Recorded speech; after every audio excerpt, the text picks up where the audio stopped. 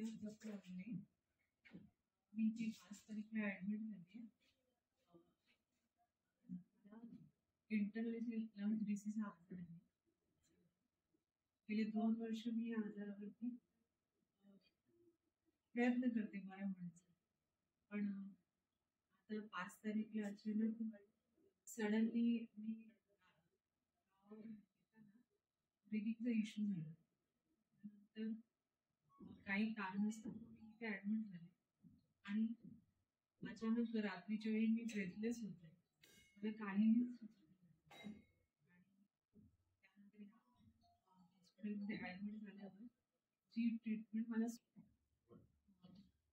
Critical Asia Malad हॉस्पिटलमधला staff, ICU चे sisters, nurse, doctors, brothers आणि जे मला ट्रीट करतात डॉक्टर तेजस देशपांडे सर, त्यांनी इथे मला खूप छान ट्रीटमेंटसाठी हॉस्पिटल रेफरन्स दिला आणि अतिशय उत्तम सेवा मला इथे मिळाली आहे त्यांच्या सर्वांकडून. आणि डॉक्टर्स खरंच खूप छान आणि ते एवढी काळजी घेतात पेशंटची.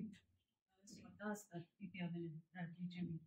मला जरा काही इश्यू झाला की ते अवेलेबल असायचे नाईटला वगैरे.